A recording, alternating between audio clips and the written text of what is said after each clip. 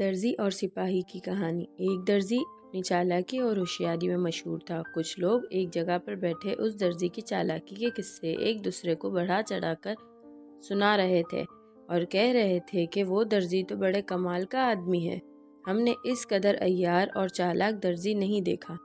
کوئی کتنا ہی ہوشیار کیوں نہ ہو اور درزی کے سامنے بیٹھ کر اپنا کپڑا کٹوائے، پھر بھی اپنی چالاکی سے کام لے کر تھوڑا بہت کپڑا چوری کر ہی لیتا ہے اور کسی کو پتہ ہی نہیں چلتا۔ ہر کوئی اپنے تجربے کے مطابق درزی کی چالاکی کے قصے سنا رہا تھا۔ انہی لوگوں میں ایک سپاہی بھی بیٹھا ہوا تھا جو اپنے آپ کو عقل مند سمجھتا تھا۔ وہ درزی کی چالاکی کی باتوں کو سن کر چڑھتے ہوئے بولا، لو بھائی، میں اس بات پر شرط لگاتا ہوں کہ کل میں کوٹ کا کپڑا اس کے پاس لے جاؤں گا اور اپنے سامنے کٹواؤں گا اور اس سے کہوں گا کہ میرا کوٹ سی دے۔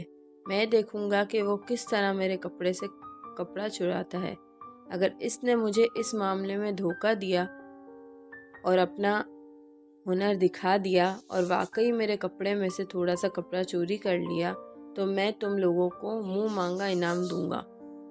چنانچہ سپاہی خود ہی اس طرح کی شرط لگا کر اگلے دن کوٹ کا کپڑا لے کر درزی کی دکان پر پہنچا اور کہنے لگا، یہ میرا کوٹ کا کپڑا ہے، اس کا کوٹ تیار کرنا ہے، مگر بات یہ ہے کہ میرے کپڑے کی کٹائی اسی وقت میرے سامنے کرو، کیونکہ میں نے تمہاری چالاکی اور ہوشیاری کی بڑی کہانیاں سنی ہیں، لیکن میں بھی کچھ کم نہیں ہوں، تمہارے دھوکے میں آنے والا نہیں ہوں، میں دیکھتا ہوں کہ تم کتنے ہوشیار اور چالاک ہو۔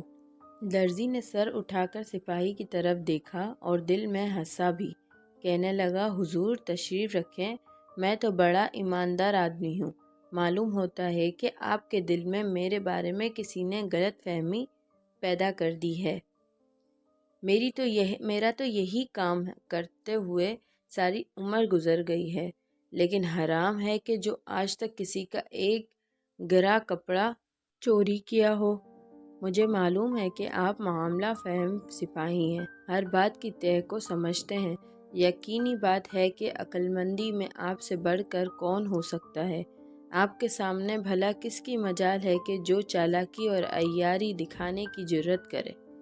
سپاہی درزی کی بات سن کر پھولے نہ سمایا اور دل میں بڑا خوش ہوا۔ درزی مجھ سے مات کھا گیا ہے۔ سپاہی نے اپنا کپڑا درزی کی طرف بڑھا دیا۔ درزی نے کینچی سے کپڑے کا کاٹنا شروع کر دیا۔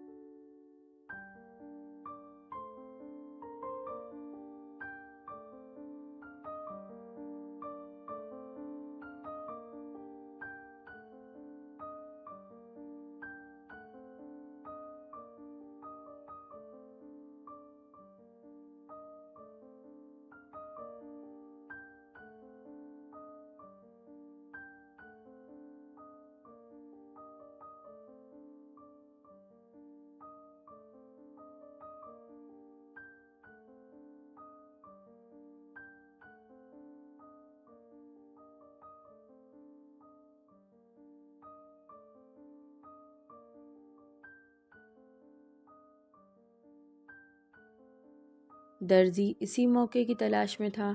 اس نے جلدی سے تھوڑا سا کپڑا کاٹ کر چھپا لیا۔ اب سپاہی کی ہنسی رکی اور وہ دوبارہ سیدھا ہو کر بیٹھ گیا۔ اسے لطیفہ سن کر مزہ آیا اور کہنے لگا، ہنستے ہنستے جب اس کی حالت ذرا سی سنبھلی، اب سپاہی چاکس ہو کر بیٹھ گیا اور اس نے نظریں کینچی اور درزی کے ہاتھوں پر گاڑ دیں۔ درزی جہاں چالاکی اور عیاری میں ماہر تھا، وہاں وہ لطیفہ گوئی اور مسخرہ پن میں بھی اپنا جواب نہ رکھتا تھا۔ بے شمار لطیفے اس کو زبانی یاد تھے اس نے جب سپاہی کو اس قدر چونکا ہو کر بیٹھے دیکھا تو کپڑا کاٹتے کاٹتے اچانک ایسا زبردست لطیفہ سنایا کہ جسے سن کر سپاہی ہنستے ہنستے دوہرا ہو گیا۔ اسی ہنسنے کے عالم میں اس کا سر کافی آگے کی طرف جھک گیا تو سر اٹھاتے ہوئے بولا، یار ماسٹر ایک لطیفہ اور سنا دو۔ درزی نے مسکراتے ہوئے کہا، سپاہی جی لطیفہ تو ضرور ایک سنا دوں گا، مگر پھر تمہارا کوٹ زیادہ ہی تنگ ہو جائے گا۔